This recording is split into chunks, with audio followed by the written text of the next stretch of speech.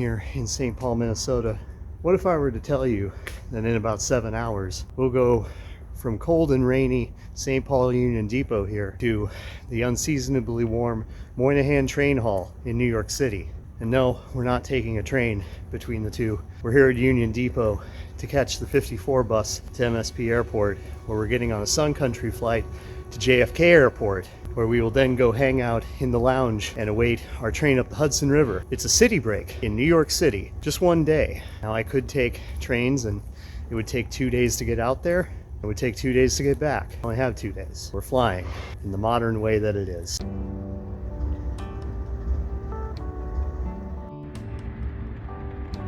It's a pretty well-designed transit center. It just doesn't have a whole lot of transit going through it, but it's kind of getting better a little bit. That's the Custom House. I used to work in that hotel. I couldn't afford the rooms then, and I still can't afford them now. Haven't I seen this video before? Well, yes, that setup of my trip to New York City last November and my trip up the Hudson on Amtrak's Empire service did begin at St. Paul Union Depot. But in proceeding to JFK and the air train thereafter, I omitted this, the tale of my Sun Country flight from MSP to JFK. Well, this is not under construction all of a sudden, and it pretty much looks the same. Typical Minnesota construction projects. Oh, I've never been here in this sort of situation. I guess it's in shuttle mode.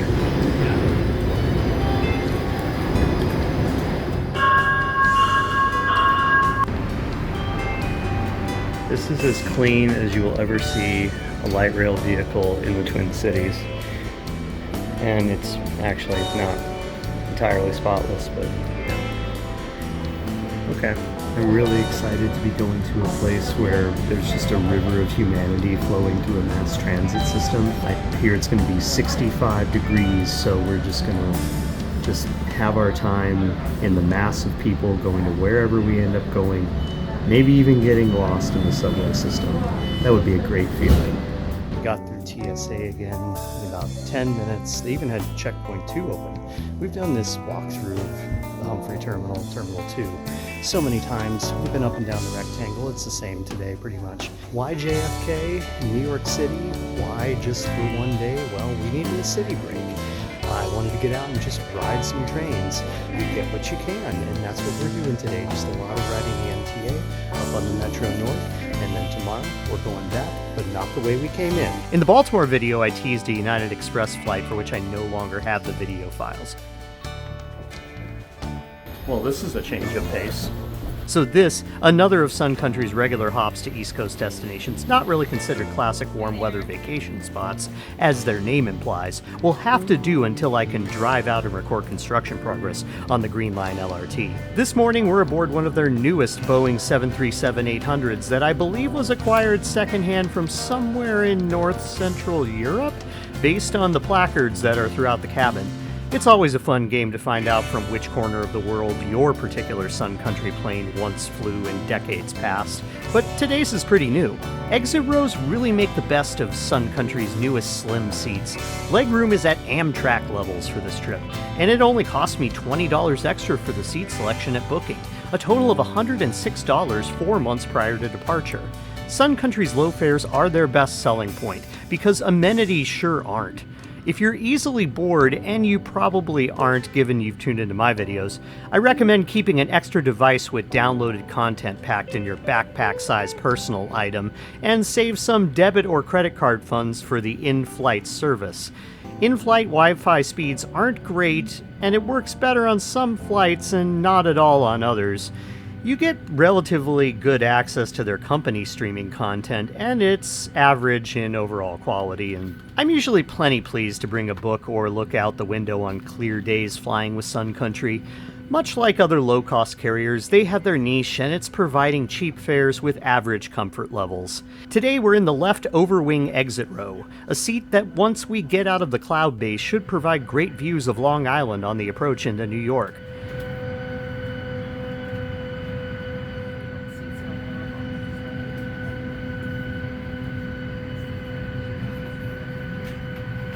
These rows are spacious, but standard rows are not going to offer any more than 30 inches of pitch. Seat width is alright, and the vinyl or whatever it is coated cushion material is good for up to 3 hours of flying, but I'd recommend you bring a lumbar pillow if you have back issues or hope to rest. Inflate your vest by pulling down on the red tab at the bottom of the vest. You can also inflate it by blowing air. The tube located on the vest and tray table are in the upright and locked position. Their domestic network is pretty reliable, with delays to my flights being very rare. I suppose I'm due for something in that regard, but this departure from a rainy MSP to a sunny JFK airport begins with a taxi to runway 17 on the west edge of the field.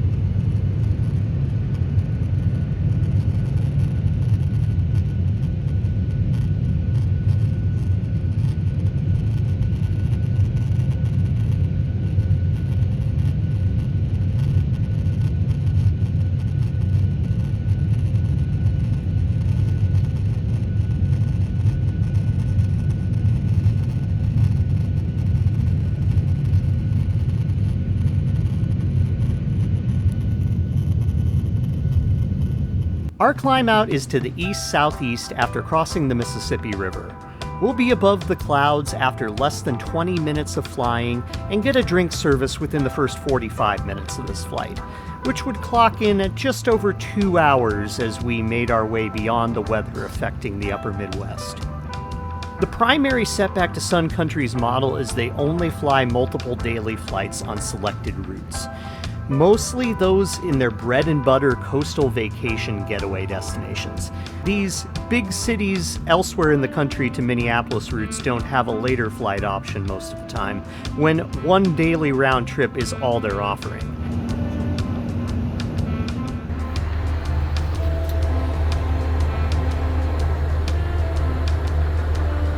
I honestly can't recall whether this is the forward or the rear lavatory on the 737-800, being that I was sitting in the middle of the plane, but I'm leaning on forward if I had to guess.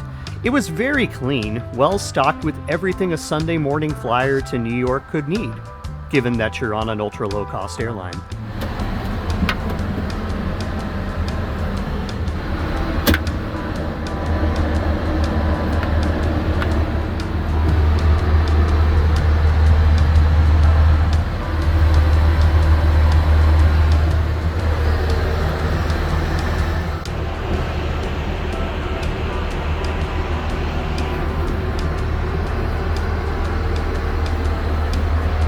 Another drink service aboard Sun Country that I barely took part in.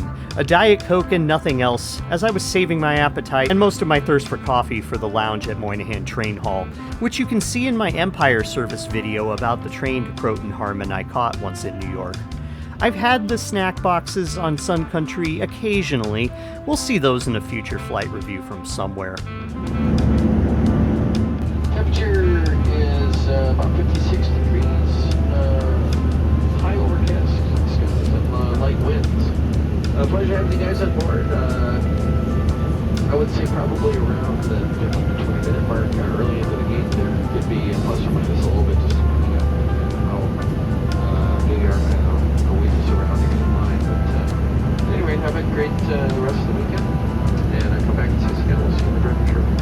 The approach into JFK finds us into the traffic pattern that enters New York airspace by overflying the Hudson and East Rivers from the north, flying southeast over Queens and Brooklyn, and then making a series of left turns, once out over the Atlantic Ocean, then back over Long Island and into the airport via the northeast pattern. We'll line up for landing on runway 22 left, getting a great view of ships headed in and out of New York Harbor long before the woodsy neighborhoods built into Long Island's bedroom communities, and then landing and joining the pack of worldly aircraft that have called on JFK Airport this Sunday morning.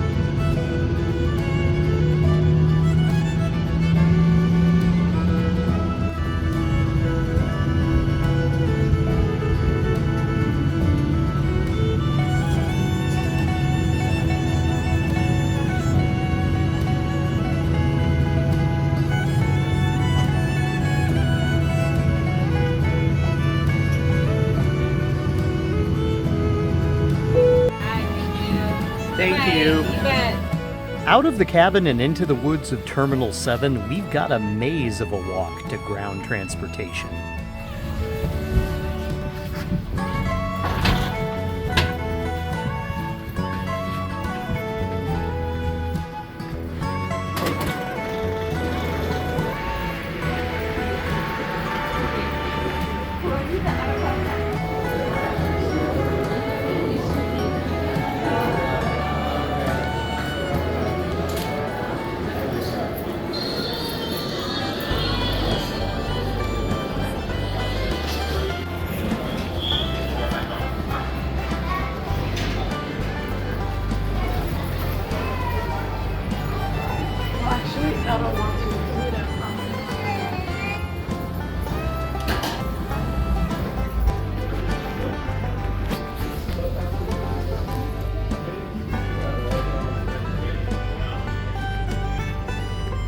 Alright, now we gotta fly over to Jamaica on the air train, as far as I understand it.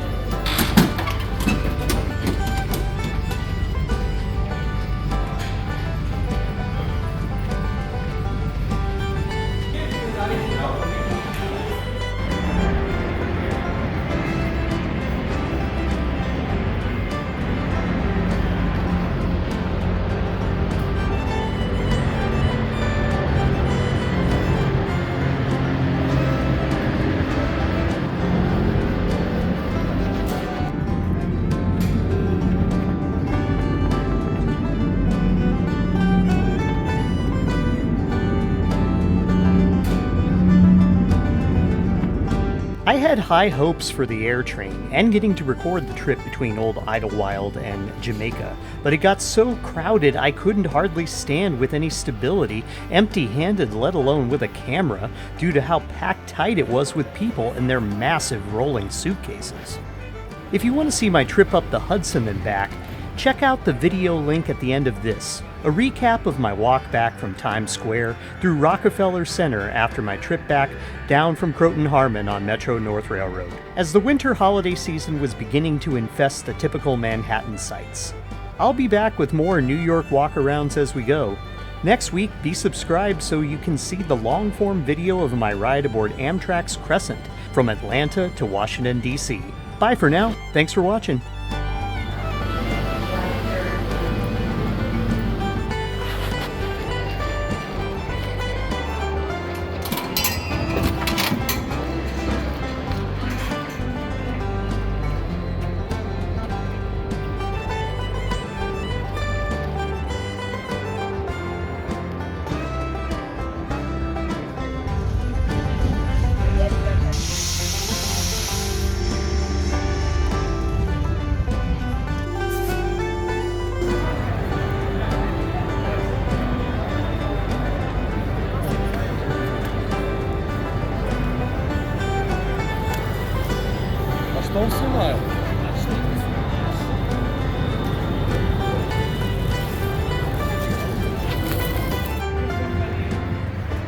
Hey everybody, it's the town hall.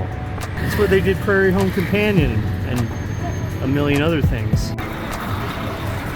I am 100% certain I just saw the people that were sitting in front of me on the Metro-North train near Rockefeller Plaza. How did I do that?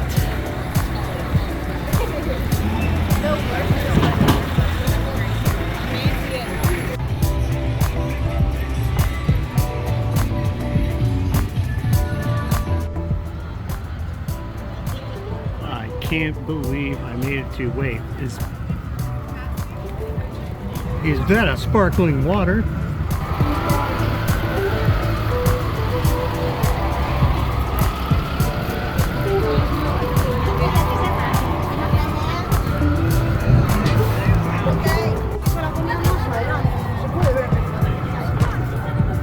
There's no tree yet, but I think that's gonna be the tree.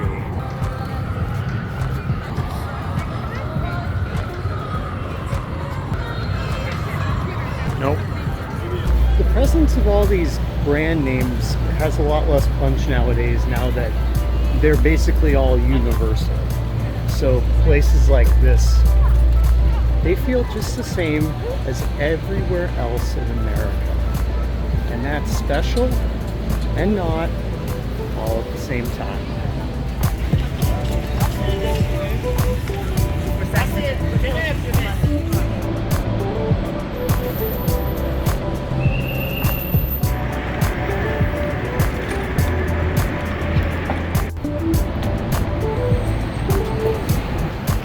Yes, the Pan Am building. I know I'm close to Grand Central now. How festive.